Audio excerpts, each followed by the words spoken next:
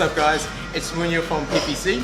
Just want to take you through my shoulder workout today. It's roughly going to take about 45 minutes. I'm going to throw in some chin-ups just to warm up. I like to throw in a posterior chain exercise just to keep the shoulders healthy.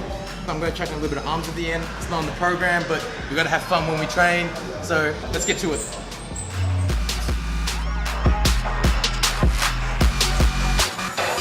Yes, I'm just starting off with seated shoulder press. I like to get a heavy compound in to start any sort of body exercise I'm doing. So in terms of upper body, today which is shoulders and arms, starting off with the heavy press, and chin-ups aren't really in the program, but I like to do chin-ups just for good posture alignment and just to prevent injuries in the long run, because how much progress you make is how long you can stay healthy.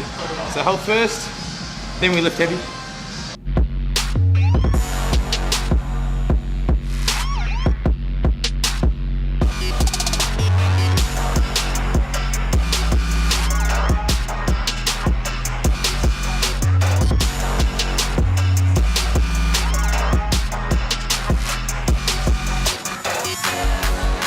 One thing I would like to note about the pull-ups, it's very important to have good posture alignment and good scapular control, because if you have any sort of internal rotation, you won't be able to retract and depress the scapula, which means you can't actually utilize your back. So a lot of that exercise just becomes internal rotation. So if you have any sort of internal rotation, you probably want to address that first, whether it's releasing the pec or releasing the bicep, get good posture alignment, and then perform the exercise. That's why with all my clients, I like to do like a structural assessment just to see what imbalances they have, because if someone has internal rotation, they can't do pull-ups, they can't squat, they can't set up on the bench press properly, and they can't set up on the deadlift. So it all carries over onto other exercises. I should probably introduce you to this guy. Tell me a bit about yourself. Well, myself, Yeah. I'm Thomas. I've been training for 9 years, I guess, Yeah, since nice. I was 15, and you know, you gotta work really hard to get those gains, you know. Yeah. So how much do you weigh, Thomas? So I'm about 61. Yeah. I just weighed myself this morning, 61. So what's your goal at the moment, Thomas? That's my goal at the moment. I just want to maintain what I have at the moment. Yeah. Maybe reduce my body fat. Yeah. I'm gonna drop that down to 5%. Yeah. How are you doing that? I'm doing that by eating healthy food. Yeah. It's kind of simple, isn't it? Just the basics. Simple, just basic. Yeah. Eat a little bit less of the good food, train a little bit more. Yeah. So I'm about to do a tricep at the moment, which is 3 exercises paired together. So I'm doing Z press, face pulls and lateral raises, 5 rounds. Let's go round 1.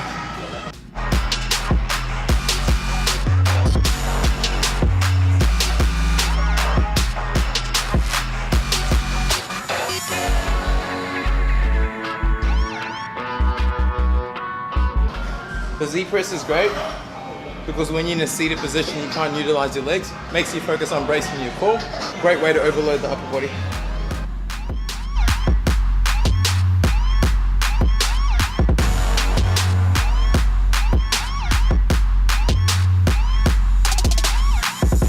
Great exercise of face pull. Awesome for shoulder health. This works more the mid-back, mid-traps, and the rear delts. If you do a lot of benching, I think it's essential that you have this in your programming as well, because tight pecs will cause internal rotation. This will definitely help you keep your shoulders healthy in the long. Don't have to go too heavy. That was probably a little bit too heavy what I did. About 20-25 reps on this. Okay. Another great exercise is the lateral raise. Definitely don't have to go through utilize a heavy weight for this. This is more of the lateral delt. Great exercise to throw in for multiple sets, higher reps. And since it's really easy to recover from, you can definitely utilize this multiple times throughout the week. So if you're training upper body, you can throw this in at the end of the workout.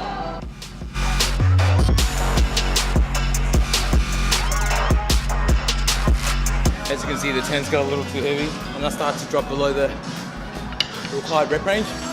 So I drop the weight so I can stay within the rep range. Once the reps get too low, you're changing the stimulus, you don't get enough volume in. So if you're hitting sets of 15 and you see your reps drop down, either rest a little bit more to get the volume in, or go down in weight so you can get a little bit more reps in. Ego doesn't help in the gym.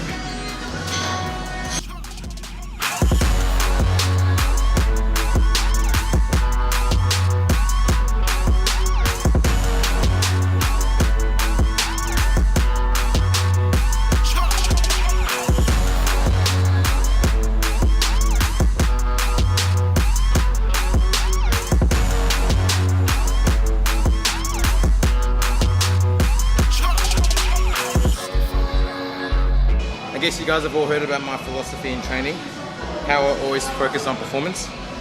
And the reason why I got into performance training was because when it comes to bodybuilding or aesthetics, it's really subjective. It's really hard to come to the gym and always focus on subjective measures, how you feel looking in the mirror. We need objective measures. So focusing on what you're doing in the gym, and that's the best thing about performance, is that it's actually measurable. You go to the gym and you focus on achieving a certain outcome. Because if you focus on performance over time, it improves your work capacity. So when it comes to bodybuilding, it's all about doing more work over time.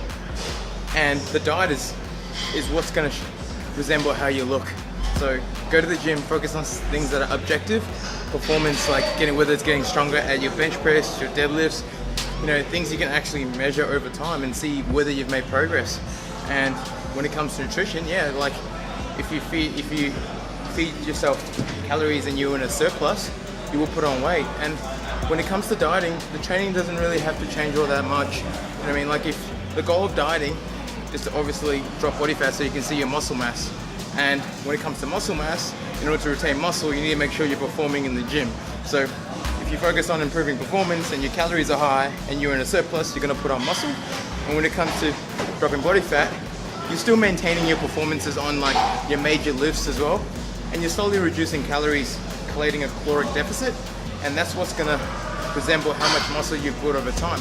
But when you come to the gym and everything is subjective, like there's no measurements, you're going based on how you feel, well, if your bench press is 60 kilos at the start of the year and it's 60 kilos at the end of the year, you know what I mean? Like you're not really gonna have built all that muscle mass. But if your bench press increases by 50 kilos, like 100 kilos for 8, and at the end of the year you can do 120 kilos for 8, that's something objective. You've made awesome progress.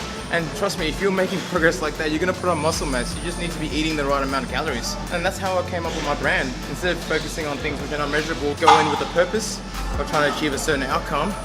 And then that's what's kept me going for years as well. Like, and over time, my body's changed. I increased my bench press from like 120 when I was 21 years old to 170, and like chest and shoulders got bigger. But I wasn't really focusing on hitting different chest angles. I was focusing on, getting stronger at like overhead pressing, chin-ups, deadlifts, dips, improving all these sort of lifts. And then I just ate a lot of food. People think it's complicated. It really isn't. Just keep it simple and just lift.